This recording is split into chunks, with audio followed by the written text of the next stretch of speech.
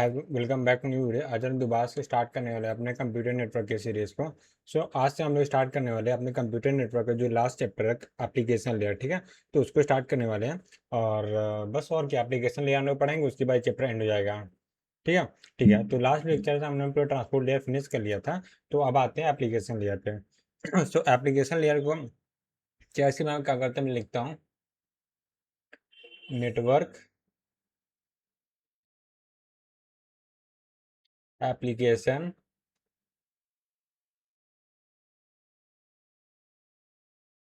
Programme, या जिसे हम लोग प्रोसेस बोलते हैं। ठीक है, एग्जाम्पल ब्राउज़र। ये सब क्या है, ये जितने भी नेटवर्क एप्लीकेशन प्रोग्राम होते हैं वो एप्लीकेशन लेयर पे वर्क करते हैं। ठीक है। ठीक है, और इसमें यूज़ होता है पोर्ट नंबर, यूज़ होता है एप्लीकेशन लेयर, क्योंकि इन सब प्रोसेस के पास खुद का एक पोर्ट नंबर होता है। और पोर्ट नंबर हमेशा क्या होता है, 16 बिट का होता है, राइट। तो यहाँ से 16 बिट का हम लोग के पास पोर्ट नंबर आ जाएगा। हाँ, और ये एक तरह से आइडेंटिफायर काम करता है, क्योंकि किसी भी नॉर्मल प्रोसेस को नेटवर्क प्रोसेस से आइडेंटिफाई करने के लिए यूज़ होता है। ठीक है, ये सब क्या, जो बेसिक बेसिक मैं था ना, ऑलरेडी हम लोग पढ़ चुके हैं, और फिर भी मैं दोबारा से रिकॉल करा दे रहा हूँ। हम लोग कब पढ़े, जब स्टार्टिंग जो पहला चैप्टर पढ़ते हैं, इंट्रोडक्शन और कंप्यूटर नेटवर्क, ऐसा टाइप का था, कुछ भी इसी टाइटल का था।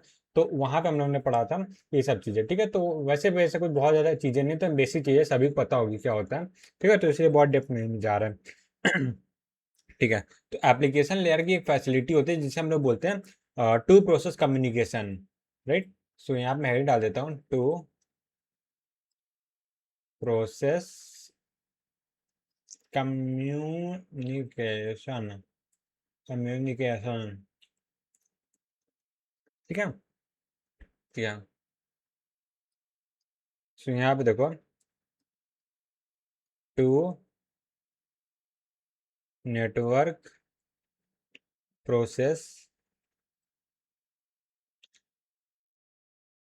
Belong to different host. हम लोग कंप्यूटर नेटवर्क में देखते हैं टू प्रोसेस कम्युनिकेशन में जो भी पढ़ने वाले उसमें क्या डिफरेंट होस्ट में होंगे। ठीक है, यानी दो मशीनें होंगे, दो मशीनों में दो अलग अलग प्रोग्राम रन कर वो आपस में कम्युनिकेट कर रहे होंगे। ठीक है, और ये कम्युनिकेशन कैसे होता है, बाय, इसी को एक्सटेंड कर देता हूँ, different host by sending message. ठीक है, तो यहाँ से हम लोग ये पता चल गया एप्लीकेशन लेयर का पीडीयू क्या होता है, मैसेज होता है, राइट। सो हम लोग यहाँ से बोल सकते हैं एप्लीकेशन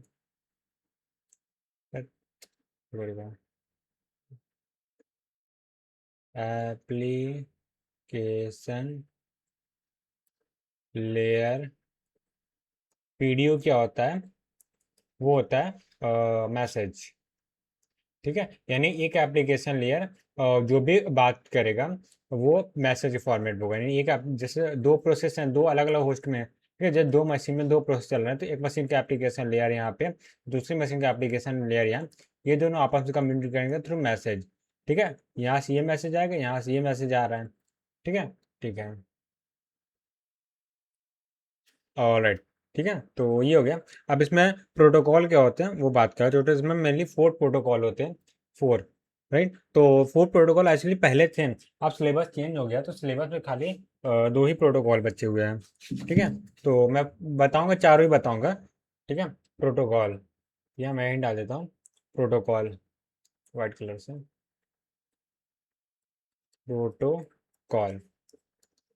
ठीक है। ठीक है, प्रोटोकॉल के सेट ऑफ रूल्स होते हैं। ठीक है, कि कैसे क्या चेंज होगा, तो यहाँ से मेनली 4 प्रोटोकॉल है। तो पहला प्रोटोकॉल है नाम मैं अगर सारे लिख देता हूँ, बता देता हूँ क्या क्या है। ठीक है, तो उसको मैं येलो से लिखता हूँ, या इसको ग्रीन से लिखा जाए, green, green green green green. हाँ, तो जैसे पहला प्रोटोकॉल हो जाएगा, वो हो जाएगा हम लोग का डीएनएस, डोमेन नेम सिस्टम। और दूसरा होता है एचटीटीपी। ठीक है, ये होता है हाइपर टेक्स्ट ट्रांसफर प्रोटोकॉल। और तीसरा क्या होता है, तीसरा होता है एफटीपी, होता है फाइल ट्रांसफर प्रोटोकॉल। और फोर्थ होता है SMTP, simple mail transfer protocol. ठीक है, ये 4 प्रोटोकॉल्स होते हैं जिससे एप्लीकेशन लेयर काम करता है, जो कि हम लोग सिलेबस में पहले था, अब थोड़ा चेंज हो गया, तो सिलेबस जो नया अपडेटेड है वो बता देता हूँ। ठीक है, तो यहाँ पे हम लोग का सिलेबस क्या है एप्लीकेशन लेयर में। तो इसमें जो हम लोग सबसे जो जो अभी सिलेबस में है वो बता, सिर्फ 2 प्रोटोकॉल हैं, एक SMTP है और एक HTTP। ठीक है, ये 2 सिलेबस में है। बस जो DNS FTP है वो हम लोग बेसिक से पढ़ेंगे, और एक और स्पेशल प्रोटोकॉल होता है जो हम लोग को पढ़ना है, जो कि हम लोग सिलेबस में ऐसा मेंशन नहीं, बट हम लोग उसको पढ़ लेते हैं क्योंकि इससे कभी कभी इनडायरेक्टली क्वेश्चन बन जाता है। ठीक है, जिसका नाम ईमेल। ठीक है, जिसको हम लोग पहले बोलते थे POP या आई मैप बोलते हैं। ठीक है, जनरली POP 3 करके आता है, 3 मतलब POP का वर्जन 3। ठीक है, और आई मैप होता है। ठीक है, इसको भी हम लोग पढ़ते हैं। तो हम लोग सिलेबस में खाली मेनली यही है।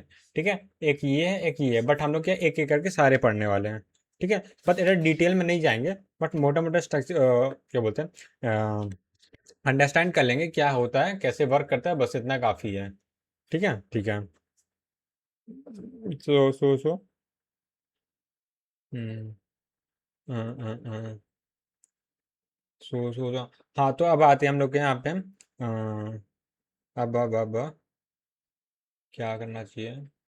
डायरेक्टली हम स्टार्ट करते हैं, काम करते हैं। कौन सा पहला DNS है ना, तो DNS से स्टार्ट करते हैं।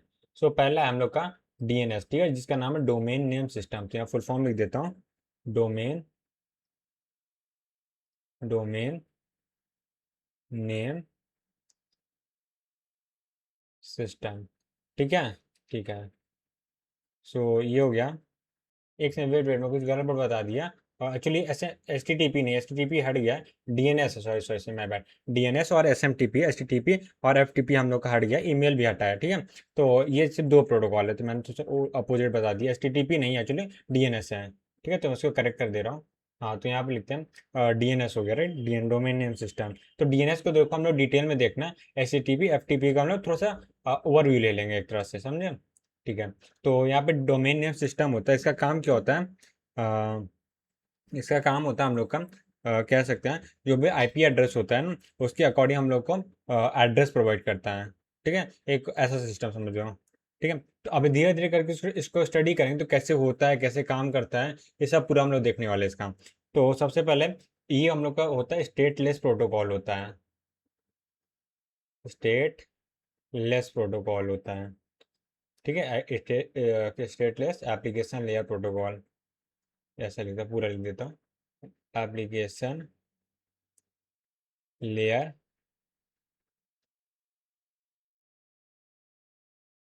प्रोटोकॉल। ठीक है, तो एप्लीकेशन लेयर प्रोटोकॉल होता है, स्टेटलेस होता है। स्टेटलेस मतलब ये होता है कि कितनी बार भी क्वेरी करो, वो सर्वर पे कभी भी क्या होता है, कोई भी तुम्हारा डेटा जो स्टोर नहीं होता है, कभी भी कोई ये एंट्री स्टेप नहीं, लॉग्स वगैरह कोई मेंटेन नहीं करके रखता सिस्टम। हर बार क्या तुम्हें as a new user treat करता है। ठीक है, चाहे जो जितनी बार भी सर्वर से कांटेक्ट करोगे। ठीक है, जैसे हम लोग का वो उसमें होता है, UDP में होता है ना, क्योंकि कनेक्शन नहीं बना है, सिर्फ एक मैसेज आ रहा है, एक नया हर मैसेज को एज ए न्यू क्या बोल सकते हैं, न्यू क्लाइंट की तरह बिहेव कर रहा है। ठीक है, जैसे नया क्लाइंट आया वैसे पुराना उसे पता ही नहीं, उसकी याददाश्त ही नहीं, कुछ मेमोरी ही नहीं है उसके पास। ठीक है, ठीक है, ये होता है। तो इसका यूज क्या होता है, use to map between between IP address, IP address and host name, right. ठीक है, और ये इसका अपोजिट भी होता है। ठीक है, बिटवीन लगा है ना, तो इसके से इससे हो सकता है, इसका मैपिंग इससे हो सकता है। ठीक, किसी के थ्रू भी हो सकता है। ठीक है। तो अब यहाँ पे आते हैं, इसमें क्या होता है, जो डेटाबेस होता है डिस्ट्रीब्यूटिव होता है। ठीक है, अभी बहुत अजीब सा लग रहा है, क्या क्या एक एक वर्ड आ रहा है, बट जो ओवर अभी इसका ना क्या बोलते हैं, इसका इंट्रोडक्शन ले रहा है, राइट। तो उसके बाद डिटेल में स्टडी करेंगे कैसे काम करता है, तो ये सब क्या होगा, जो लिंक्स हैं सब आपस में मर्ज हो जाएंगे, जितने पॉइंट्स बन रहे हैं ना, तो आपस में लिंक हो जाएंगे, तो समझ में आ जाएगा। तो इसके ये क्या होता है कि डिस्ट्रीब्यूटेड सिस्टम पे काम करता है, जिसको बोलते हैं distributed database.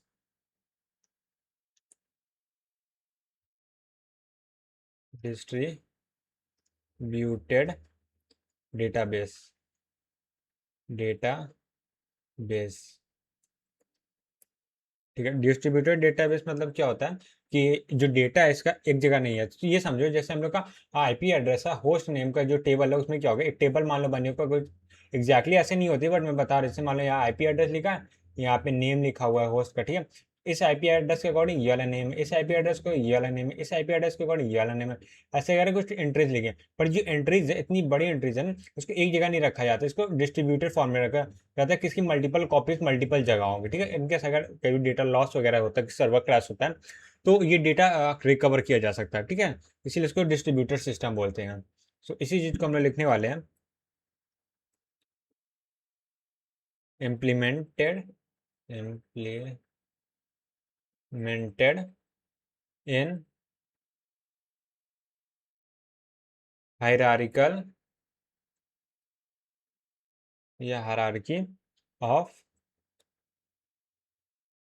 Many name server. ये नेम सर्वर वर्ड इंपॉर्टेंट है, इसका हम लोग बहुत यूज करने वाले हैं। इस नेम सर्वर को हम लोग क्या बोलते हैं, डीएनएस सर्वर भी बोलते हैं, ठीक है। डीएनएस सर्वर बोलते हैं, ठीक है।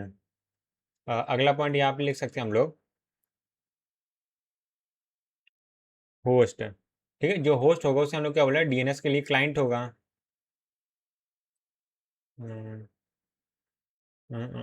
होस्ट डीएनएस क्लाइंट ऐसा लिखेंगे, DNS client and DNS server,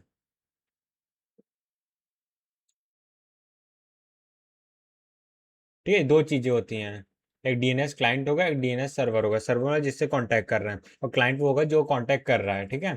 ठीक है। अगला पॉइंट इसमें हम लोग लिख सकते हैं, या एक काम इसी को तो एक्सटेंड कर देते हैं, जो होस्ट है एंड डीएनएस सर्वर, ठीक है। एक काम इसको इसी में करो, जो दो पॉइंट उसको एक्सटेंड कर दे रहा हूँ, ठीक है, तो सही रहेगा। Host and DNS server communicate communicate to resolve names. Resolve names का क्या मतलब है, रिजॉल्व नेम्स का मतलब ये जो मैपिंग वाला काम है ये होगा, ठीक है। ठीक है। आ, यानी कि हम लोग क्या कर रहे हैं, जो हम लोग का एड्रेस है आज जिसको हम लोग आईपी एड्रेस बोलते हैं, इससे नेम को ट्रांसलेट कर रहे हैं, या नेम से क्या बोल सकते हैं, आईपी एड्रेस को ट्रांसलेट कर रहे हैं, राइट, ठीक है। ये हो गया। तो अगला टॉपिक आता है डीएनएस हायरार्की, ठीक है। तो उसको नेक्स्ट पेज पे लिखते हैं, तो यहाँ मैं हेड डाल देता हूँ डीएनएस हायरार्की। जो हायरार्किकल स्ट्रक्चर है वो क्या होता है एक्चुअली, उसकी बात करने वाले हैं। HIE,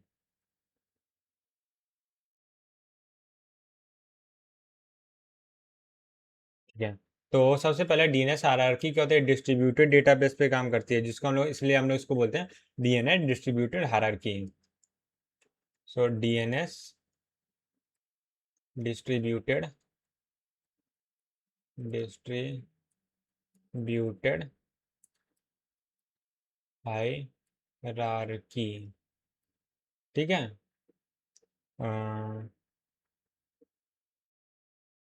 या डीएनएस डिस्ट्रीब्यूटेड हायरार्की, पूरा डेटाबेस भी लिख देते हैं ना, डेटा बेस, ठीक है। और ये एक ग्लोबल हायरार्की होती है, यानी ग्लोबली एक्सेस किया जा सकता है इस हायरार्की को, ग्लोबल हायरार्की होती है, ठीक है। हाँ।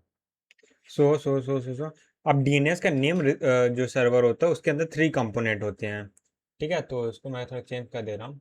हाँ, तो यहाँ पे अगला पॉइंट मैं लिखूंगा, जो डीएनएस नेम सर्वर है, DNS name server, DNS name server, ठीक है। इसके अंदर क्या होता है, एक पहला होता है रूट नेम सर्वर होता है, root name server.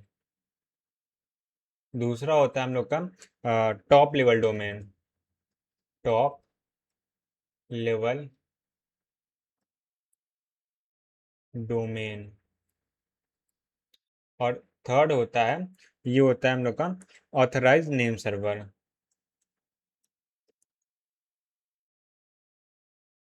Authorize name server. ठीक है, ठीक है। तो ये हो गया यहाँ पे।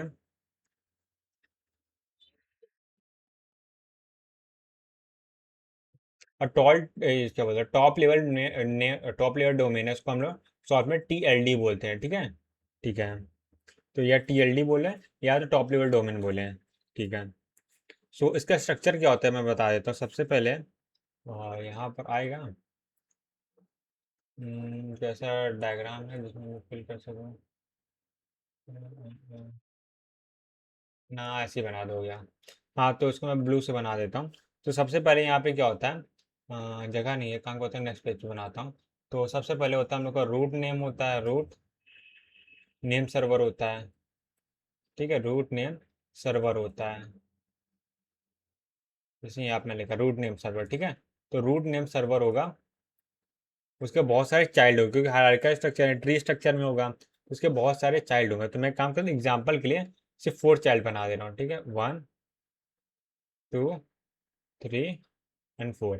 ठीक है, तो पहला है रूट नेम सर्वर के बाद दूसरा क्या आता है, top level domain server, top level domain. ठीक है, टॉप लेवल डोमेन क्या होगा सकता है, तो हम लोग ये काम कर रहे हैं, हम लोग सर्वर पे काम कर रहे हैं और मैं यहाँ पे वेब ब्राउजिंग भी कर रहे हैं। तो वेब ब्राउजिंग सर्वर में टॉप लेवल डोमेन क्या हो सकता है, ये होता है हम लोग का जैसे .com हो गया, .rg हो गया, .org हो गया, .in हो गया, जैसे यूके का .uk हो गया। ठीक है, ऐसा है। तो यहाँ से होता है .com हो सकता है, इसे हम लोग बोलते हैं, जैसे .com है तो .com TLD बोलेंगे। ठीक है, TLD name server, name server बोल सकते हैं। ठीक है, और .com के बाद एक काम .in हो सकता है दूसरा, राइट। सो यहाँ पे .org भी org कर देता है, .org TLD name server, name .org name server, एक ये हो सकता है, राइट। और ये हो गया .org हो गया। और हम लोग अगला क्या .in अब कर देते हैं, .in TLD नेम सर्वर हो गया। ठीक है, ठीक है। ये सब सर्वर्स बने होते हैं, ठीक है, जो डिस्ट्रीब्यूटर सिस्टम है वो होता है, पूरा डिस्ट्रीब्यूटर फॉर्मेट में सर्वर बने होते हैं। ये हो गया, और लास्ट में मान लेते हैं .uk वाला मैंने बोला था उसको लिख देते हैं, डॉट ऊपर से लिखता हूँ .uk TLD नेम सर्वर। ये इससे कनेक्ट हो जाएगा, राइट। ठीक है, ये ऐसे है। अब इन सब के भी कुछ क्या सर्वर के भी कुछ सर्वर, सब सर्वर्स होते हैं जिसे हम लोग बोलते हैं ऑथराइज नेम सर्वर। ठीक है, अभी ऑथराइज नेम सर्वर क्या होते हैं उसको मैं बना देता हूँ। जैसे यहाँ पे ये जो .com है, तो यहाँ पे ऑथराइज नेम सर्वर मतलब क्या होता है, जैसे हम लोग नेम बाय करते हैं ना, वैसे ही वेबसाइट जब होस्ट करते हैं, वेबसाइट का एक नेम रखना पड़ता है, वही सेम चीज़ है यहाँ पे। ये वेबसाइट एक कंपनी नेम हो सकता है, जैसे एग्जाम्पल क्या बताते हैं, जैसे अमेजोन हो गया, गूगल हो गया, ये सब चीज़ें हैं। ठीक है, ठीक है। तो यहाँ पे हम लोग का हो जाएगा, अ, और यहाँ पे अमेजोन ही लिख देता हूँ, अमेजोन ऑथराइज नेम सर्वर,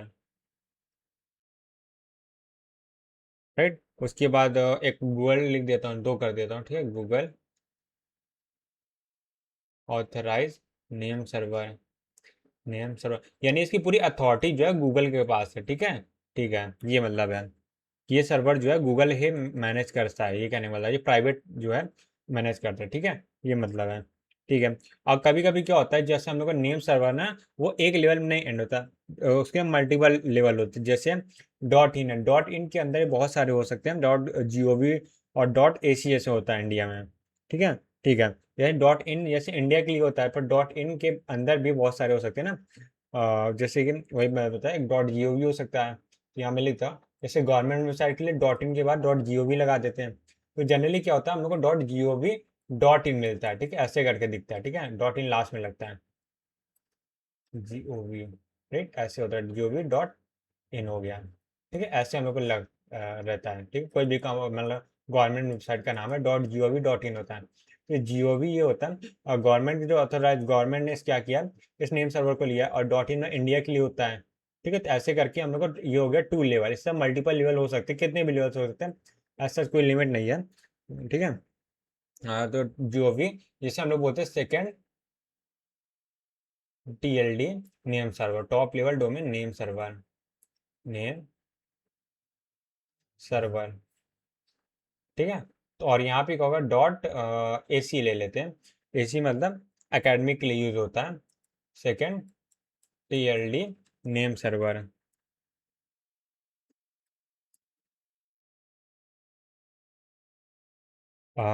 अब .AC के अंदर भी क्या हो सकता है, मान लो कुछ, अब ये हो गया, मान लो ऑथराइज नेम सर्वर हो सकते हैं, राइट।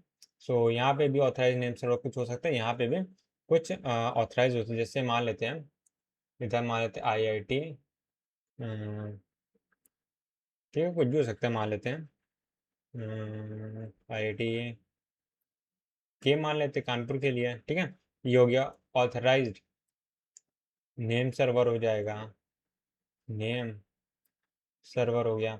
और यहाँ पे मान लेते हैं NIT ने ऑथराइज नेम सर्वर हो गया। ठीक है, तो ये पूरा स्ट्रक्चर कुछ इसी तरह से होता है। ठीक है, आगे बढ़ते हैं अब। तो हम लोगों ने ये बात कर लिया, तो एक काम करते हैं, जो भी यहाँ पे डिटेल में है उसको स्टडी कर ले। ठीक है, जैसे यहाँ पे मैंने अब खाली इंट्रोडक्शन दिया, राइट। तो इसके इन डेप्थ मैंने नहीं बताया कैसे क्या होता है, तो उसको मैं बता देता हूँ। इसको हटाओ यहाँ से, इसको यहाँ से हटाओ, इसको यहाँ से हटाओ, और ये सब कर दो। ठीक है, तो सबसे पहले ही डालते हैं हम लोग, स्टार्ट करते हैं रूट नेम सर्वर से। ठीक है, तो यहाँ पे आते हैं, रूट नेम सर्वर। तो अब ये रूट नेम सर्वर क्या होता है, तो रूट नेम सर्वर होता है एक हम लोग का DNS का, अ, क्या बोल सकते हैं, ये कह सकते हैं कि एक काइंड ऑफ रूट नोड होता है, जिसपे हम लोग क्या क्वेरी करते हैं, और उससे हम लोग क्या होता है, जो लोग TLD नेम सर्वर है उसकी इन्फॉर्मेशन मिलती है। ठीक है, तो एक्चुअली क्या है ना, मैंने इसे भी एक हायरार्की बताई, इससे मल्टीपल हायरार्की होती है और मल्टीपल जगह डिस्ट्रीब्यूटेड होती है। ठीक है, तो सिर्फ एक हायरार्की मैंने स्ट्रक्चर की है, कि एक हायरार्की ऐसे हो सकती है, इससे बहुत सारी हायरार्की हो सकती है, राइट। ठीक है, तो इसमें लिखेंगे, तो एक ऑर्गेनाइजेशन है ICAN, पता नहीं फुल फॉर्म, मेरे को भी नहीं पता क्या होता है, फुल फॉर्म आता भी नहीं है कभी। तो बस ऐसे इन्फॉर्म, ये मतलब कभी पूछेगा नहीं वैसे जनरली। ICAN ये क्या करती है, मैनेज करती है, manages root root DNS domain, right. ठीक है, जिसे हम लोग रूट नेम सर्वर बोले थे, रूट नेम सर्वर। तो इसको मैनेज करने के लिए ICAN है, जो सर्विस सर्विस बोला, जो कंपनी बनी है या ऑर्गेनाइजेशन है, उसे वही पूरा मैनेज करती है इसे। ठीक है, ठीक है, UA बेस्ड ही है। ठीक है, तो अब देखो क्या होता है, जब भी हम लोग को क्वेरी करनी होगी, जब भी हम लोग कुछ क्या करना, कभी भी ट्रांसलेशन करना होगा, और नेम से एड्रेस की, एड्रेस से नेम को, तो हम लोग क्या करेंगे, अपनी क्वेरी जो रूट नेम सर्वर को भेजेंगे। ठीक है, यानी रूट नेम सर्वर जहाँ पे लोकेटेड हो वहाँ पे भेजेंगे। बट क्वेश्चन ये आता है कि हम लोग को पता कैसे चलेगा रूट नेम सर्वर कहाँ पे लोकेटेड है। ठीक है, ठीक है, तो वो इन्फॉर्मेशन एक्चुअली क्या होता है, इंटरनेट सर्विस प्रोवाइडर के पास होती है। तो इंटरनेट सर्विस प्रोवाइडर के पास ये पता होता है कि उससे जो लिंक रूट नेम सर्वर है वो कहाँ पे लोकेटेड है। ठीक है, तो वो इंटरनेट सर्विस प्रोवाइडर की जिम्मेदारी होती है। ठीक है, और जो हम लोग का टोटल रूट नेम सर्वर होते हैं वो 30 हो सकते हैं। ठीक है, 30 यूनिक बोल सकते हैं। ठीक है, और 30 यूनिक अगर मैं बोलूँ वो सही है, ठीक है, 30 unique logical root name server हो सकते हैं। ठीक है, लॉजिकल, ऐसी कॉपीज तो बहुत सारी हो सकती है, कॉपी में कोई दिक्कत नहीं है, बट जो यूनिक बात करें कि अलग अलग है, ठीक है, वो कौन कौन कौन से हो सकते हैं, वो हम लोग के हो सकते हैं 13। ठीक है, तो 13 logical root name server world wide. ठीक है, तो ब्रैकेट में लिख देते हो कॉपीज कितनी भी हो सकती हैं, each server replicate many times, many times, right. तो ये हो गया। उसके बाद हम लोग दूसरा पढ़े जिसका नाम है TLD नेम सर्वर, राइट। सो यहाँ ही डालता हूँ TLD नेम सर्वर। अब ये टीएलडी नेम सर्वर क्या होता है, यहाँ पे देखो हम, इसकी रिस्पॉन्सिबिलिटी क्या होती है।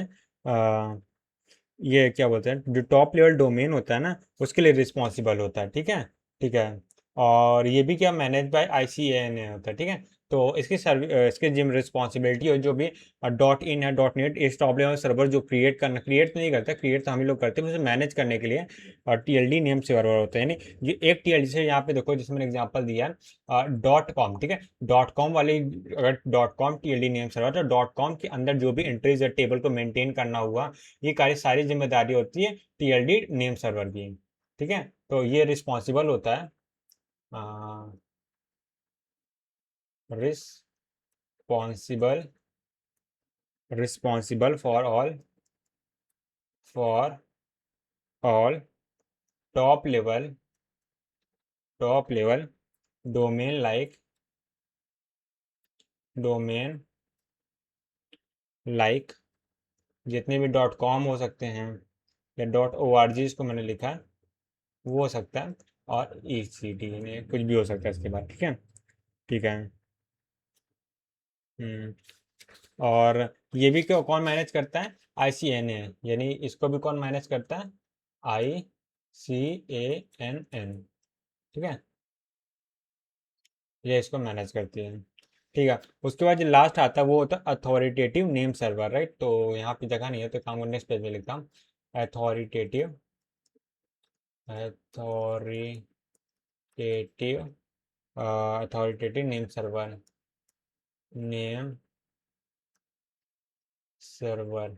अथॉरिटेटिव नेम सर्वर क्या होता है, इसको कौन मैनेज करता है, इसको जो ऑर्गेनाइजेशन होती है वो मैनेज करती है। जैसे google.com है तो गूगल मैनेज करी, amazon.com तो अमेजोन होगा, तुम्हारे नाम की वेबसाइट होगी तो तुम मैनेज करोगे, ऐसा रहता है ना, ठीक है। तो ये क्या होता है, ऑर्गेनाइजेशन ओन डीएनएस सर्वर्स, ठीक है। तो ये कौन से सर्वर्स होते हैं, ऑर्गेनाइजेशन के द्वारा ओन किए हुए हैं, ठीक है। और प्रोवाइड या प्रोवाइडिंग अथॉरिटेटिव टेटिव providing authoritative host name to IP mapping. IP map जो नेम है वो भी तो प्राइवेटली प्रोवाइड किया जाता है, ठीक है। ठीक है। वो भी ऑर्गेनाइजेशन ही प्रोवाइड करती है, मेंटेन्ड बाय ऑर्गेनाइजेशन, ठीक है। तो ऑर्गेनाइजेशन की जिम्मेदारी उसको मैनेज करना, ठीक है। अब आगे बढ़ते हैं, ठीक है। तो ये होता है डीएनएस हायरार्की के कंपोनेंट। बट एक एक्स्ट्रा कंपोनेंट होता है जो कि डीएनएस हायरार्की का पार्ट नहीं होता है, और बट जिसका हम लोग यूज जनरली करते हैं, ठीक है। वो एक्चुअली ऑप्शनल कह सकते हो होता है। और उसमें क्या होता है, हम लोग क्या करते हैं, जब मैं बता देता हूँ, ठीक है। एक लास्ट जो हम लोग पढ़ना है, वो है लोकल डीएनएस नेम सर्वर, ठीक है। लोकल समझ रहे हो ना, कि इसकी कॉपी होगी जो हम लोकली स्टोर करके रखेंगे, जिसको हम बाद में एक्सेस कर सकते हैं, ताकि बाद में बार बार हमें क्वेरी नहीं करना पड़े, ठीक है। कभी भी क्या होगा, इसमें हम लोग का रूट में क्वेरी करनी पड़ेगी, फिर डॉट कॉम वाले में क्वेरी करनी पड़ेगी, ऐसे होगा क्वेरी करे तो इसमें क्या टाइम ज़्यादा लगता है, इंटरनेट कॉस्ट लगती है, ठीक है। तो ये हम लोग नहीं करके हम लोग क्या करते हैं, जो रेगुलरली यूज हो रहा है नेम सर्वर, तो उसके क्या करते हैं, टेबल बना लेते हैं। ये कुछ ऐसे जैसे सीओए में नहीं होता कि मेन मेमोरी में, और कैसे क्या होता है, कैसे क्या यूज है, मेन मेमोरी कंटेंट को कैसे में कॉपी कर ले, ताकि जनरली जब जरूरत सीपीयू को तो कॉपी हो जाए, ठीक है। ठीक है, वैसे ही कुछ है, ठीक है। तो ये हम लोग यहाँ पे लिखते हैं लोकल डीएनएस नेम सर्वर। तो मैंने पहले बता दी, ये डीएनएस हायरार्की का पार्ट नहीं है, ये हम लोग के लिए एक स्पेशल फैसिलिटी है, ठीक है, जिसका हम लोग जनरली यूज करते हैं। तो यहाँ पे लिखेंगे when when host make DNS query, it is sent to it's local DNS server, ठीक है, local DNS server. Local DNS server मतलब डायरेक्टली क्या, जैसे हम लोग को मैसेज किया लोकल डीएनएस सर्वर के पास ही जाता है, ठीक है, ठीक है। अब लोकल डीएनएस सर्वर के पास क्वेरी का जो रिस्पांस है वो होगा तो सेंड हो जाएगा, नहीं होगा तो लोकल डीएनएस सर्वर क्या करेगा, मेन सर्वर से यानी रूट नेम सर्वर से कांटेक्ट करेगा। ठीक है, यहाँ लिखें if local DNS server, DNS server does not does not have valid name address pair, ठीक है, यही नेम एड्रेस पेयर नहीं है, ये एंट्री नहीं है करने का मतलब, देन इट फॉरवर्ड्स रिक्वेस्ट, जो सेम रिक्वेस्ट है, इनटू या टू डीएनएस हायरार्की है, डीएनएस हायरार्की, ठीक है, फॉर रिजोल्यूशन, ठीक है। तो यहाँ इसका कहने का मतलब क्या है, जो होस्ट होगा वो खाली किससे कांटेक्ट करेगा, लोकल डीएनएस सर्वर से है, ठीक है, ठीक है। तो यहाँ पे हम लोग का ये हम मान लेते हैं हम लोग का होस्ट हो गया, थोड़ा सा हाँ, मैं बताऊँगा तो वाइट कर देता हूँ, ठीक है, और ये हम लोग का मान लेते हैं लोकल डीएनएस सर्वर है, राइट। तो ये हम लोग का क्या हो गया, होस्ट हो गया,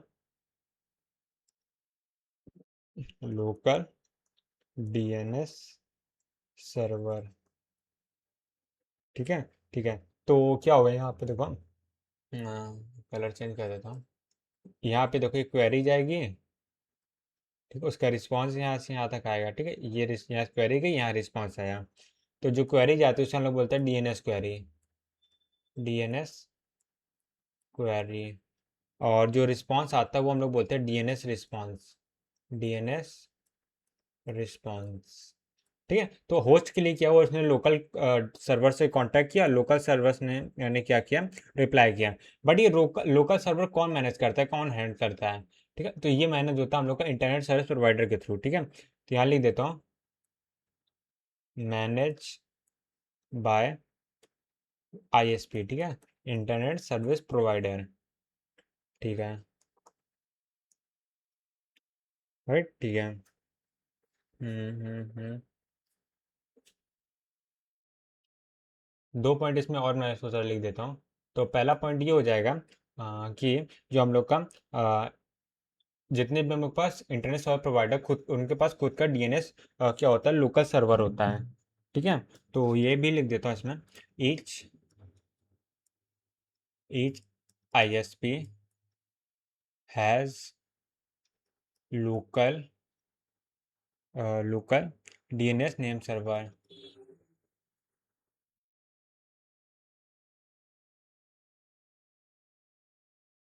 दूसरा पॉइंट हो जाएगा इसमें, local DNS server, local DNS server does not belong to, किससे नहीं बिलोंग करता,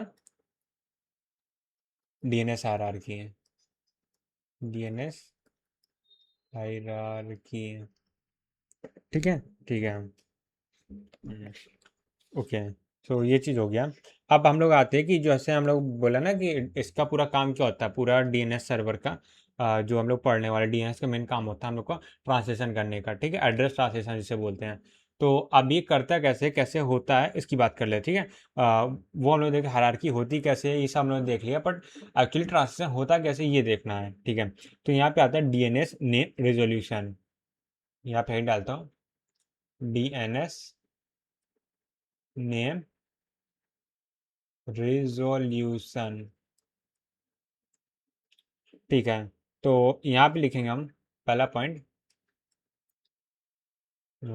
डीएनएस, इसको अच्छा इसको एक और नाम से जानते हैं, दो नाम से चले, डीएनएस रिजॉल्वर बोलते हैं या तो डीएनएस लुकअप बोलते हैं, ठीक है, तो इसको हम लोग DNS रिजॉल्वर भी बोलते हैं, रिजॉल्वर।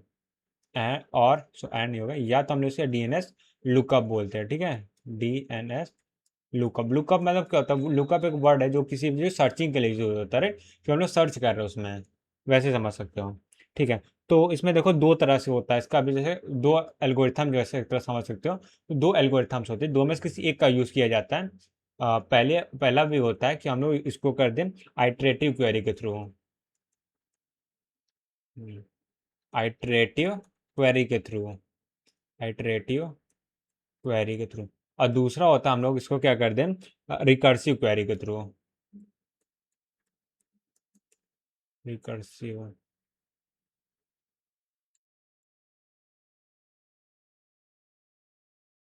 ठीक है, आइटरेटिव क्वेरी या तो रिकर्सिव क्वेरी, किसी एक के थ्रू भी कर सकते हैं, मतलब किसी एक के थ्रू ही करना है, दोनों तो नहीं लगाएंगे, ठीक है। तो अब एक एक करके हम लोग को देखना है, ठीक है, ठीक है। हम्म।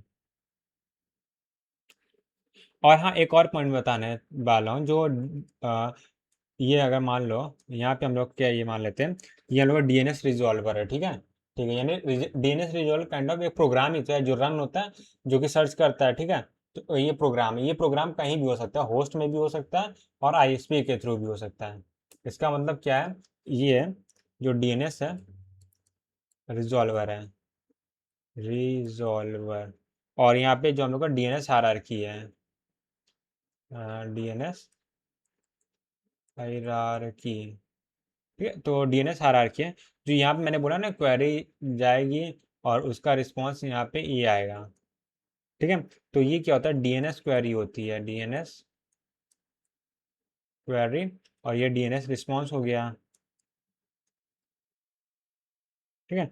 और ये DNS रिजॉल्वर होता है, ये प्रोग्राम क्या है, डायरेक्टली होस्ट में भी हो सकता है, या तो हम लोग क्या हो सकता है, इंटरनेट सर्विस प्रोवाइडर, ठीक है, तो यानी ISP हो सकता है, कुछ भी हो सकता है। कहने का मतलब कि यहाँ पे डायग्राम बताया था, जो DNS क्वेरी है, जो DNS क्वेरी क्या है, हम लोग डायरेक्टली भी कर सकते हैं, मतलब कहने का मतलब है, जो हम लोग का क्या बोल सकते हैं, इसको जो हम लोग का OSI मॉडल है, वो कोई भी ऐसे रिस्ट्रिक्शन नहीं लगाता, वो तो फैसिलिटी प्रोवाइड करता है, ठीक है। उसमें क्या होता है, जो DNS रिजॉल्वर है वो होस्ट में भी हो सकता है, और इंटरनेट सर्विस प्रोवाइडर भी हो DNS रिजॉल्वर क्वेरी को हैंडल कर सकता है, ठीक है, ठीक है। तो ये बात बतानी थी। तो सबसे पहले आइटरेटिव क्वेरी की बात करते हैं।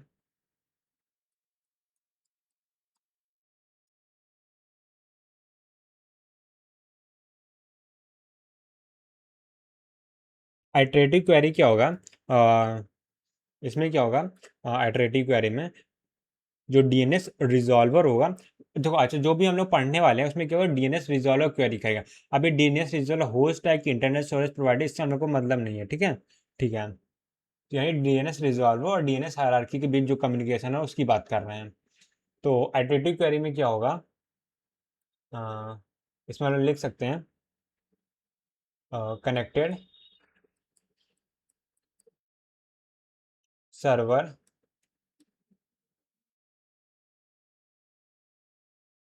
या इसको कनेक्टेड या कॉन्टैक्टेड बोल देते हैं, कॉन्टैक्टेड सर्वर रिप्लाइज,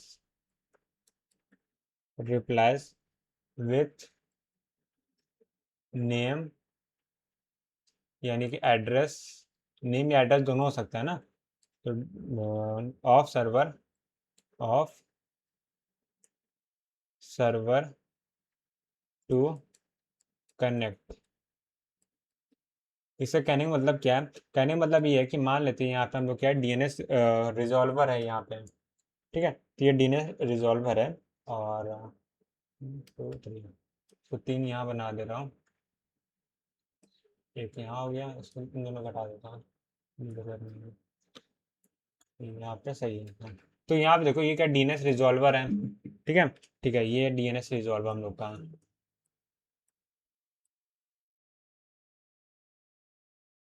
देखो अगर एल्गोरिथम का बेसिक पढ़ा होगा, आइटरेटिव क्वेरी में क्या होता है, देखो आइटरेटिव क्वेरी में जब भी हम लोग क्वेश्चन सॉल्व कर रहे होते हैं तो उसमें हम लोग क्या करते हैं, हम लोग ये करते हैं कि आई की वैल्यू 0 1 2 3 सब रख के एक एक हर एक आइटरेशन को हम लोग सॉल्व करते हैं मैनुअली।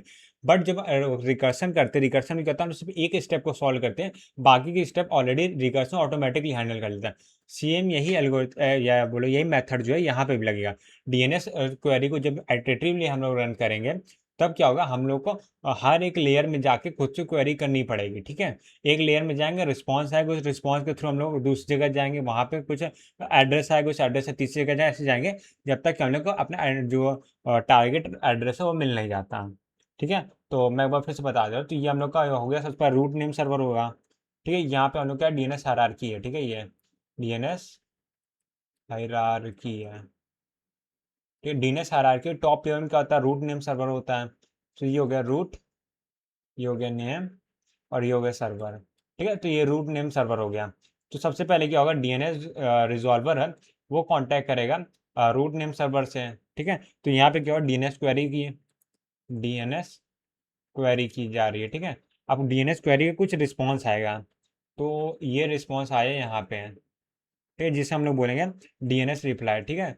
ये हो गया डीएनएस रिप्लाई, ठीक है। तो डीएनएस रिप्लाई क्या करेगा, जैसे मान लो हम लोग को जानना है कि यहाँ पे amazon.com कहाँ है, ठीक है, amazon.com, हम लोग को ये जानना है कि ये कहाँ पे है। तो सबसे पहले यहाँ पे देखो, रूट नेम सर्वर क्या करेगा, ये देखेगा यहाँ पे .com लिखा हुआ है, यानी कि हम लोग को जो यहाँ पे टीएलबी नेम सर्वर में जाना है वो कौन सा होगा, और टीएलडी वो हो जाएगा अमेजोन .com वाला, ठीक है। तो रूट नेम सर्वर क्या करेगा, वो एड्रेस देगा .com डोमेन के बारे में, ठीक है, क्योंकि .com डोमेन का टीएलडी कहाँ पे स्टोर है, ठीक है। तो अब हम लोग क्या क्या करें, हम लोग मतलब डीएनएस रिजॉल्वर क्या करेगा, वो करेगा सेम क्वेरी को लेके जाएगा .com वाले एड्रेस पे, ठीक है। तो यहाँ से इसको इन्फॉर्मेशन मिल गई कि एक जगह है, मतलब कहाँ पे .com लोकेटेड है, ठीक है, ठीक है। तो यहाँ पे हो गया, और तो यहाँ पे हम लोग का आ जाएगा second top level domain name server, name server, ठीक है। अब सेम क्वेरी क्या होगी, इससे होगी, तो यहाँ पे क्वेरी हो रही है, यहाँ पे ये क्वेरी गया, और ये क्वेरी का यहाँ पे रिस्पॉन्स आ गया, ये क्वेरी गई, तो ये क्या होगा, डीएनएस क्वेरी हो जाएगी यहाँ पे, डीएनएस क्वेरी,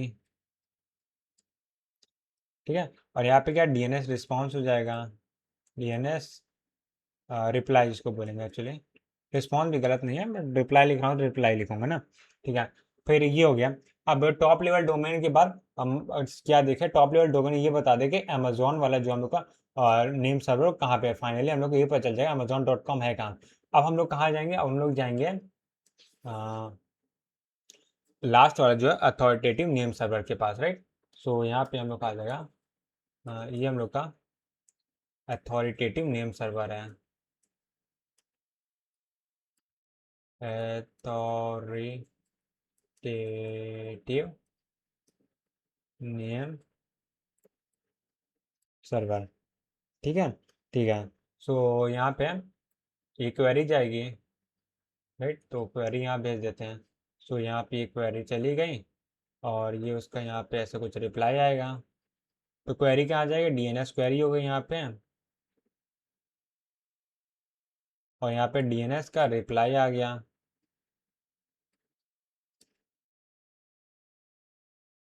राइट, ठीक है। तो ये पूरा स्टैंडर्ड एग्जांपल था, तो इसमें क्या होता है, देखो हर बार क्या इटरेटिव काम हो रहा है, ठीक है, इसीलिए इटरेटिव क्वेरी बोलते हैं कि एक इटरेशन में लोग ये पता चल गया कि रूट नेम सर्वर से हमने क्वेरी की है, तो पहले इटरेशन में तो सर टीएलडी के बारे में इंफॉर्मेशन मिल गया, फिर हम लोग सेम क्वेरी को टीएलडी के पास गया तो हम लोग को अथॉरिटेटिव नेम सर्वर के बारे में मिल गया। बट ये तो क्या होगा, एक जनरल केस हो गया, राइट। पर नॉर्मली क्या होता है, नॉर्मली हम लोग के पास जो टीएलडी होता है वो एक लेवल मल्टीपल लेवल होता है, जैसे कि मैंने बताया ना AC.in या gov.in के .gov.in ऐसे करके होता है। तो यहाँ पे टीएलडी के मल्टीपल लेवल्स हो सकते हैं, ठीक है। तो जैसे मैं second level TLD, third level TLD, ऐसा करके मल्टीपल लेवल्स हो सकते हैं। तो जरूरी नहीं कि 3 बार में ही हो, ऐसा बहुत डिपेंड करता है कि कितने नेम सर्वर्स यहाँ पे हैं, ठीक है, ठीक है। तो हर बार जो एक बार क्वेरी आ रही है, एक रिस्पॉन्स आ रहा है, उसमें एक आरटीटी लग रहा है, ठीक है। तो यानी एक आरटीटी इसने ली, एक आरटीटी इसने ली, एक आरटीटी इसने लिया, ठीक है, यानी उनको 3 आरटीटी लगा। तो यहाँ पे एक मैं पॉइंट लिख देता हूँ, पॉइंट यहाँ पे है, मैं ये लिखूंगा यहाँ पे है, ठीक है, ठीक है।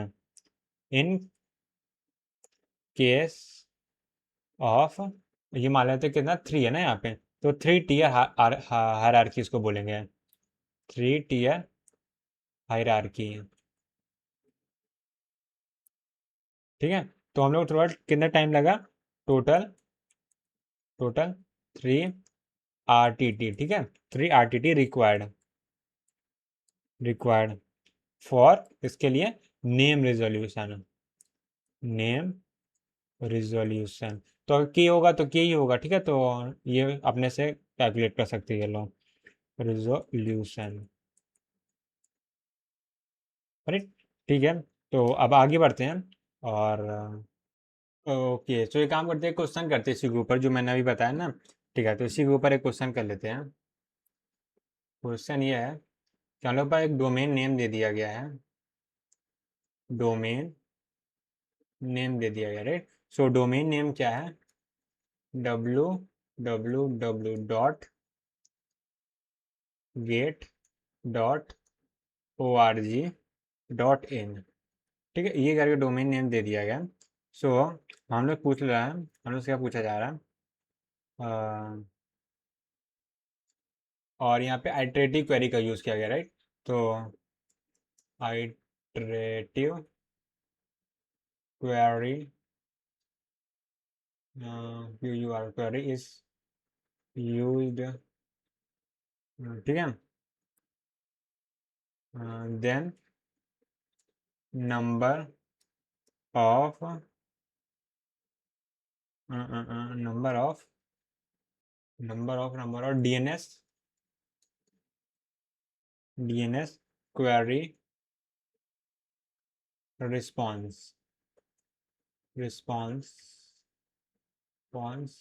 पेयर, ठीक है। तो कितने पेयर होंगे रिस्पॉन्स करने के लिए, ठीक है, www.get .org.in है। सो यहाँ पे लेवल कितने हैं, सो इसका आंसर क्या होगा, पहले मैं एक काम करता हूँ, एक इसका आंसर बताता हूँ, फिर क्या करूँगा इसे डायग्राम जैसे लास्ट स्लाइड में मैंने बताया ना, ये इस तरह का फ्लो चार्ट बना के भी बता दूंगा, ठीक है, ठीक है। तो सबसे पहले देखो सॉल्व कैसे करते हैं, तो सबसे पहले देखो जो हम लोग पूछा गया, आंसर की बात करते हैं, आंसर इक्वल टू हम लोग कितना हो जाएगा। तो सबसे पहले देखो क्या, एक रूट नेम सर्वर होगा, ठीक है। उसके बाद क्या हम लोग का डॉट इन होगा, उसके लिए एक क्वेरी, एक RTT लगे, जो एक क्वेरी है, रिस्पॉन्स पेयर लगेगा, ठीक है। उसके बाद क्या होगा, उसके बाद हम लोग का ORG है तो उसके लिए लगेगा, ठीक है। उसके बाद क्या गेट है, उसके लिए एक लगेगा, तो यहाँ से कितना होगा, 1 2 3 4 आंसर आ गया, ठीक है। तो ये वाला किसके लिए लगा, रूट के लिए, ठीक है, रूट के लिए लगा, ये डॉट इन के लिए लगा, ये लगा .org के लिए लगा, और ये लगा डॉट गेट के लिए, ठीक है, तो यहाँ डॉट गेट है W का, तो ये इतना ये लगा, ठीक है। ऐसे करके हम लोग आंसर दे सकते हैं, सेम चीज़ यही स्ट्रक्चर से भी बना सकते हैं, वैसे उसकी ज़रूरत नहीं है, वैसे मैंने बता दिया यहाँ पे, ठीक है। तो यहाँ पे अगर सेम ही होगा, यहाँ पे सेकंड लेवल डोमेन आ जाएगा, इसके लिए देखो ये नेम सर्वर वैसे ही रहेगा, यहाँ पे .com के लिए हो जाएगा, नहीं क्या था, .org था ना, सॉरी पहले डॉट इन होगा यहाँ पे, ठीक है, उसके बाद यहाँ पे .org होगा, ठीक है, ठीक है, पहले इन आएगा ना, उसके बाद ORG, कि इनके अंडर ORG है, तो हम लोग क्या राइट टू लेफ्ट चलते हैं, ऐसा होता है, ठीक है। उसके बाद यहाँ पे क्या होगा, यहाँ पे हम लोग का गेट आ जाएगा, ठीक है, तो उसको मैं हटा देता हूँ यहाँ से, तो ये 4 हो गया, राइट, ठीक है। सो ये था किसके बारे में, आइटरेटिव क्वेरी के बारे में। अब आते हैं रिकर्सिव क्वेरी के बारे में, हेड डालते हैं रिकर्सिव क्वेरी।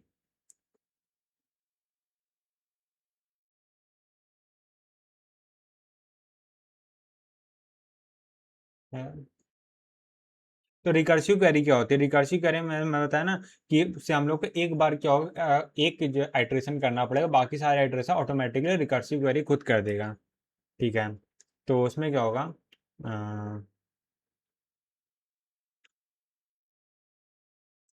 मैं डायग्राम बना देता हूँ, सबसे पहले मान लेती है हम लोग का DNS, ये काम करते हैं, लास्ट डायग्राम में से कॉपी कर लेता हूँ यार, मैं दोबारा इतना टाइम क्यों लगा रहा हूँ उसमें, ठीक है। तो यहाँ से ये के बाद ये सब, ठीक है, तो इसको मैं यहाँ से कॉपी कर लिया, फिर यहाँ करने के बाद पेस्ट कर दिया।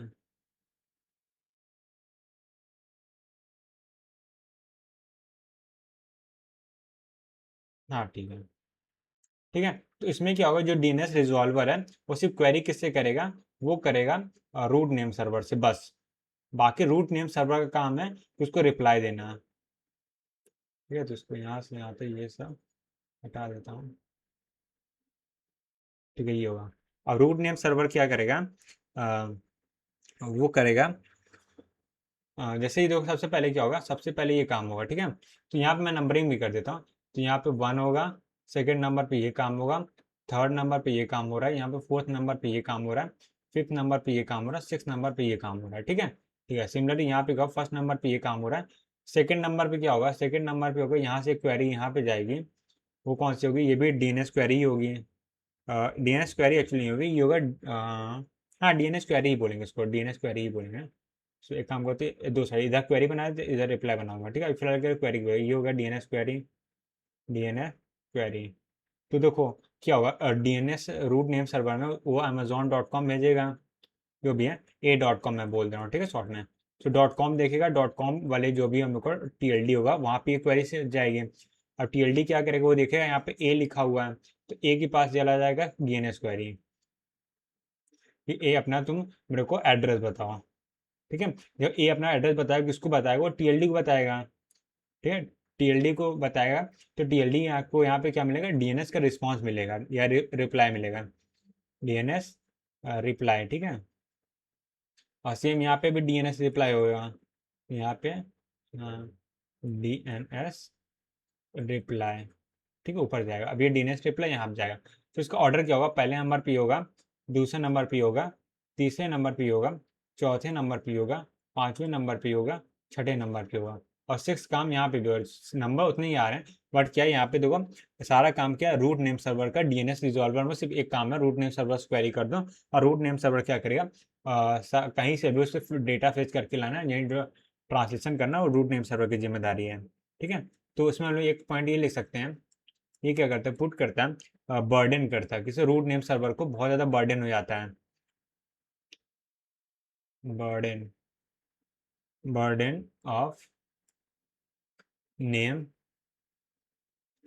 Of name resolution, resolution on contacted, contacted क्या लिख रहा हूँ, कॉन्टैक्टेड या फिर on, on on on on, नहीं कॉन्टैक्टेड सही वर्ड है, कॉन्टैक्टेड सही था, कॉन्टैक्टेड ना, हाँ सही सही पड़ा है, contacted on contacted name server, name server.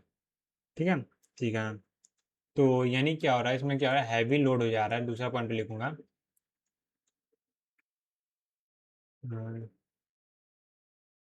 Heavy load at upper level,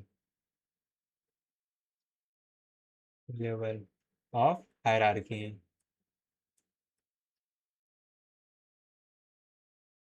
अच्छा यहाँ पे देखो, खाली डीएनएस पे नहीं बढ़ा, टीएलडी पे तो लोड बढ़ रहा है, जितना ज़्यादा अपर लेयर हो उसमें ज़्यादा लोड हो, क्योंकि यहाँ पे देखो सिर्फ एक क्वेरी के बारे में बताया ना, ऐसे मल्टीपल क्वेरीज हो सकती हैं।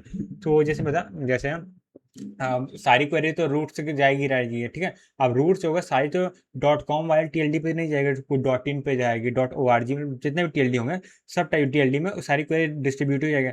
सो रूट नेम सर्वर पे ज़्यादा क्या होगा, बर्डन होगा कंपेयर टू टीएलडी, और टीएलडी के बाद जो अथॉरिटी नेम सर्वर होगा उसमें तो और कम बर्डन होगा।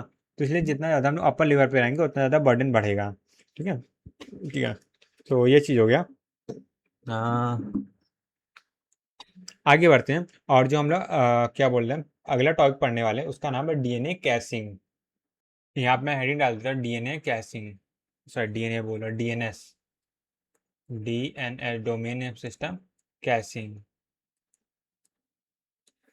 तो इसमें हम लोग लिखेंगे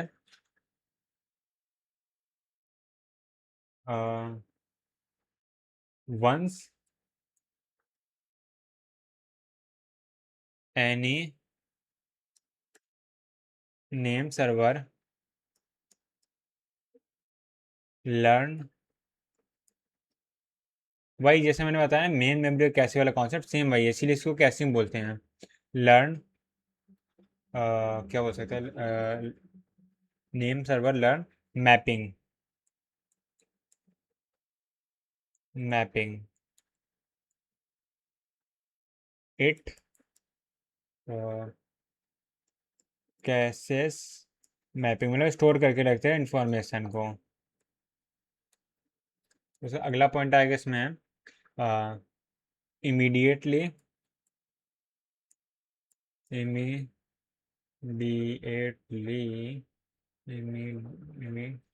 इमीडिएटली ऐसा होगा ना, return, return a cached mapping in response to query. तो डीएनएस कैसिंग क्या प्रॉपर्टी होता है, जो कि ये भी क्या करता है, इंटरनेट सर्विस प्रोवाइडर की प्रॉपर्टी होती है। उसमें क्या होता है, हम लोग क्या करते हैं, जो ऐसा क्या जो भी एंट्रीज का अगर लगातार यूज हो रहा है उसको स्टोर कर लेते हैं। जनरली क्या होता है, डीएनएस रिजॉल्वर ही उसको मेंटेन करता है, ठीक है। डीएनएस रिजॉल्वर क्वेरी के साथ उसको मेंटेन किया जाता है, इसलिए मैंने यहाँ पे बोल दिया था कि जो होस्ट, ये क्या बोला, जो डीएनएस रिजॉल्वर होता है वो क्या क्या जैसे लोकल डीएनएस सर्वर है, वही हम लोग को मेंटेन करता है, ठीक है। ठीक है, जो मैंने यहाँ बताया ना वही सेम चीज़ यहाँ पे भी है। तो उसी का एक स्पेसिफिक पार्ट है डीएनएस कैशिंग, ठीक है। ठीक है, उसके बाद यहाँ पे आ जाते हैं। अब यहाँ पे लिखेंगे कैशिंग का यूज़ करने से फ़ायदा क्या होता है, वही होता है रिस्पॉन्स टाइम इम्प्रूव होता है। और क्या बोल सकते हैं, हाँ मेनली तो यही होता है ना, तो ये लिखते हैं कैशिंग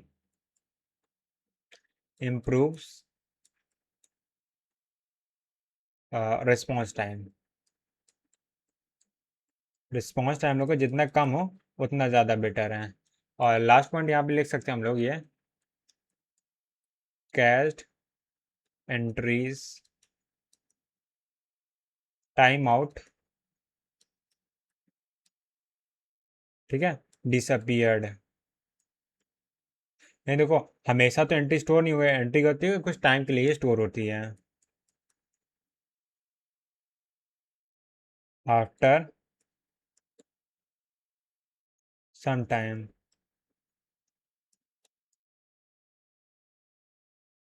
ठीक है। टीटीएल टाइम टू लिव के बाद क्या होता है, डिसअपियर हो जाता है, ठीक है। ठीक है, तो जैसे टेबल में एंट्रीज होती है ना, जैसे हम लोगों ने देखा था जहाँ हमने स्विचिंग पढ़ा था टॉपिक, राइट। तो स्विचिंग जैसे सिलेबस शायद हट चुका है जहाँ तक, स्विचिंग जैसे ब्रिजिंग हटा है, मतलब ठीक है दोनों एक ही होता है, ऐसा नहीं है, वो ओल्ड वर्जन था। कुछ चीज़ हटा है इस तरह टॉपिक में, थोड़ा सा देखूंगा, अभी ठीक से देखा नहीं हो मैंने नया सिलेबस। तो वैसे कुछ है कि यहाँ पे जो टीटीएल होता है, हर एंट्री के ऊपर टाइम लिमिट होती है। उस टाइम की बात करोगे, एंट्री हट जाए, जैसे कि एंट्री एंट्री हटेगी, तब क्या होगा, नॉर्मल क्वेरी करना पड़ेगा, तो वही कौन करेगा, डीएनएस रिजॉल्वर ही करेगा, ठीक है। अब जो डीएनएस की एंट्री, जो क्या डीएनएस कैश के अंदर जो एंट्री स्टोर होती है उसको बोला डीएनएस रिकॉर्ड बोलते हैं, ठीक है। सो डीएनएस रिकॉर्ड क्या होता है वो लिखते हैं। सो यहाँ लिख देता है डीएनएस रिकॉर्ड,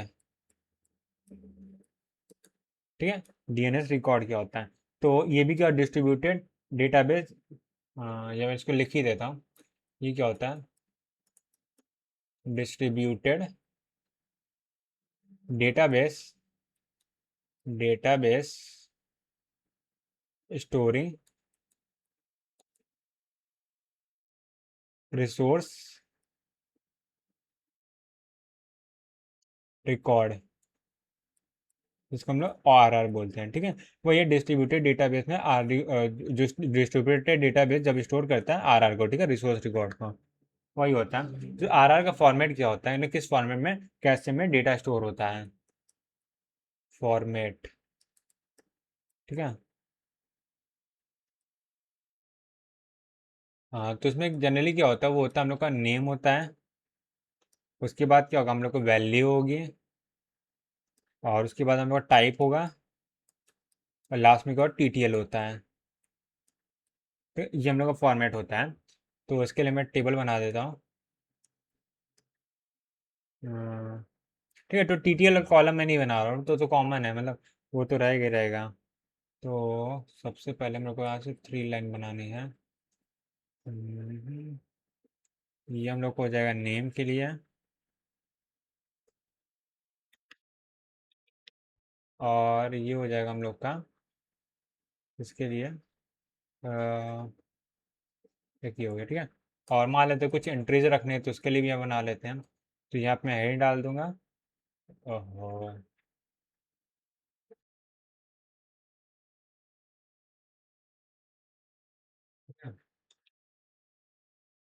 यहाँ पे एक एंट्री आ सकती है, यहाँ पे ये दूसरी एंट्री आ सकती है, एक और आ गया यहाँ पे, आ जाएगा, ठीक है, ये आ सकता है। राइट। तो यहाँ पे मैं सबसे पहले लिख देता हूँ। तो यहाँ पे मैं इसको नेम लिख दूंगा, नेम हो गया। और यहाँ पे उसकी वैल्यू क्या है, और यहाँ पे टाइप पर लिखा है, ठीक है। ठीक है, ये हो गया। सो टाइप में मतलब नेम में क्या लिख सकता हूँ मैं, वैसे ही जो मैं बता रहा हूँ ये सब क्या है, नॉट इम्पोर्टेंट कैटेगरी में, राइट। नॉट इम्पोर्टेंट, ये सब कभी नहीं पूछे क्या होता है, बट मैं सोच रहा हूँ कि अब जब मैंने पढ़ा है तो मैं एक्सप्लेन कर देता हूँ। ठीक है। ठीक है। ठीक है। तो वैसे एक काम करते हैं, हटा ही देते हैं, तो कोई मतलब नहीं है, समझ, इतना डिटेल में जाने की जरूरत नहीं, बस ये इतना फॉर्मेट क्या होता है इतना काफ़ी, ठीक है, इसकी ज़रूरत नहीं है। ठीक है, तो मैंने भी इतना डिटेल में स्टडी नहीं किया है, तो कोई मतलब नहीं, इसको हटाओ। ठीक है। सो सो एक पॉइंट यहाँ पे लिख देते हैं नोट करके। एक मिनट यार, क्या हो गया।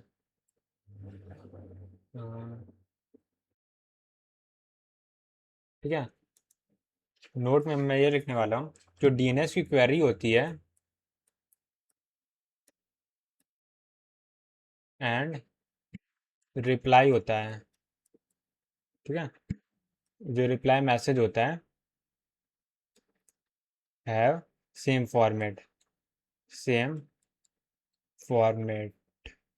तो कहने का मतलब ये है कि जो भी हम लोग मैसेज करते हैं ना उसी को अपडेट करके रिप्लाई में आ जाता है, क्वेरी होती है उसी को अपडेट कर देते हैं, उसी का वही सेम मैसेज होता है वो एज अ रिप्लाई में आ जाता है, ठीक है, वो कहने का मतलब है। ठीक है। सो अब मैं एक बार लास्ट हेडिंग डाल रहा हूँ डीएनएस, उसको हम लोग सम अप करने वाला हूँ, ठीक है। सम अप करने का मतलब है जो एक्स्ट्रा इन्फॉर्मेशन है जो हम लोग को पता होनी चाहिए डीएनएस के बारे में, वो सारी इन्फॉर्मेशन हम लोग देखेंगे, उसके बाद डीएनएस को हम एंड कर देंगे, उसके बाद एस टी टी पी पे आएंगे, ठीक है। ठीक है, तो यहाँ पे मैं एक बार लास्ट बार डीएनएस हेडिंग डाल दे रहा हूँ, उसके बाद एच टी टी पी में जाएंगे। सो इसमें मैं लिख सकता हूँ डीएनएस, डीएनएस यूजर या uses, DNS uses UDP as transport layer protocol, transport layer proto pro protocol से जो है प्रोटोकॉल, ठीक है। ठीक है।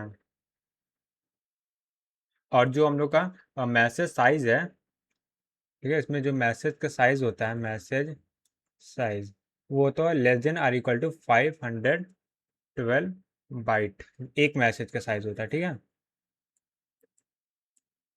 ठीक है, मैसेज तो नहीं बोलेंगे, हाँ मैसेज बोलेंगे क्योंकि जो क्वेरी होती है उसकी साइज होता है, ठीक है। मैसेज साइज या फिर बोलो क्वेरी साइज, ठीक है, क्वेरी साइज ज़्यादा बेटर है। ठीक है। और अगर ये ज़्यादा हो जाता है तब क्या होता है, तब हम लोग टीसीपी यूज़ करते हैं, ठीक है। If DNS, DNS message size, message, इसको इस ब्रैकेट में मैं मैसेज भी लिख देता हूँ, मैसेज साइज ग्रेटर देन 5 हो रहा है, then then DNS uses TCP, ठीक है। ठीक है। और नेक्स्ट पॉइंट यहाँ पे हम लिख सकते हैं, जो डीएनएस का क्लाइंट है वो अगर रिस्पॉन्स नहीं करता, कहने का मतलब ये है, तो कहने का चीज़ मतलब ये है कि जब क्या होता है यूडीपी पे हम लोग क्वेरी कर पर यूडीपी पे रिस्पॉन्स नहीं आ रहा, पैकेट लॉस होगा, जो जो भी है, यूडीपी से रिस्पॉन्स नहीं आया, जब यूडीपी से रिस्पॉन्स नहीं आता तो जो डीएनएस होता है वो टीसीपी में टीसीपी को यूज़ करता है, ठीक है। तो ये मतलब है, ठीक है। If DNS client, if DNS client doesn't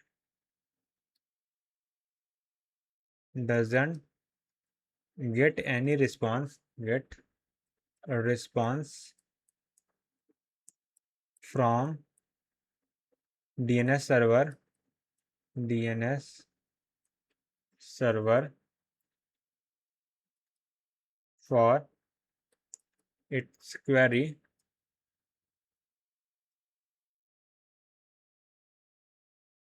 then DNS uses TCP as a transport layer protocol. ठीक है, ठीक है। ये हो गया। और एक लास्ट पॉइंट यहाँ पे लिख सकते हैं, DNS uses TCP for zone transformation, zone translation या ट्रांसफर बोलेंगे तो ट्रांसफर, जोन ट्रांसफर। अब ये जोन ट्रांसफर क्या, जोन ट्रांसफर मतलब क्या होता है, जब भी कभी भी कोई भी सर्वर का री एलोकेशन होगा, मान लेते हैं जो यहाँ पे जैसे .com वाला सर्वर कहीं पे यहाँ पे इस प्लेस पे लोकेटेड है, बस ये इस प्लेस से ले जा हट के इस प्लेस पे चला गया, राइट। कभी हो सकता है हमारा सर्वर कोई प्रॉब्लम है, कुछ भी है, रिलोकेशन करना पड़ रहा है, तो ये क्या होगा, ये जो रिलोकेशन होता है वो TCP के थ्रू होता है। ठीक है, ठीक है। यानी ये क्या होगा, जोन ट्रांसफर का मतलब है सर्वर री एलोकेशन, सर्वर री एलोकेशन। ठीक है, ठीक है, या रीलोकेशन ही बोलूँगा, सर्वर रीएलोकेशन। ठीक है, ठीक है। सो ये चीज़ हो गया। तो इसी के साथ क्या है, DNS के जितना भी इंपॉर्टेंट कॉन्सेप्ट है सब कुछ, सब वर्किंग उनके सब कुछ हमने डिस्कस कर लिया। तो अब ऐसा कुछ मेजर बचा नहीं है। ठीक है, अब सिर्फ क्वेश्चन सॉल्व करना बच गया है, जो कि हम लोग DPP वगैरह हम सॉल्व करेंगे। तो हो गया। अब हम लोग जो अगला टॉपिक है HTTP है उसको स्टार्ट करेंगे। HTTP है, ठीक है। तो एक काम करते हैं, HTTP को मैं कल ही कंटिन्यू करता हूँ। ठीक है, कल फिर HTTP को हम लोग स्टार्ट करेंगे, और हो सकता है HTTP कल ही एंड हो जाए। ठीक है, तो देखते हैं। HTTP थोड़ा सा टाइम ले सकता है ज़्यादा, क्योंकि वहाँ पर डायग्राम है, फ्लो वगैरह, मतलब ऐसा कोई नया कॉन्सेप्चुअल नहीं बहुत ज़्यादा कि बहुत तगड़ा मतलब बड़े बड़े कॉन्सेप्ट समझना नहीं, ईजी ईजी है, बट थोड़ा सा डायग्राम में समझाने में बोलने में टाइम लग सकता है, बाकी कुछ नहीं है। तो DNS हो चुका है, ठीक है। तो बस आज के लिए फिर इतना ही रखते हैं, और मिलते हैं नेक्स्ट वीडियो में। तब तक के लिए bye bye, see ya, take care, have a nice day. और कल हम लोग वापस आने वाले HTTP के साथ। कल हम लोग HTTP पढ़ने वाले, उसके बाद एक दो, मैं मुश्किल से अब 2 से 3 लेक्चर लगेगा, उसी में सारे सब्जेक्ट है वो सारे, मतलब जितने भी एप्लीकेशन लेयर वो एंड हो जाएगा, और हम लोग का ये जो कंप्यूटर नेटवर्क सिलेबस है वो पूरा फिनिश हो जाएगा, राइट। ठीक है यार, तो बाय बाय।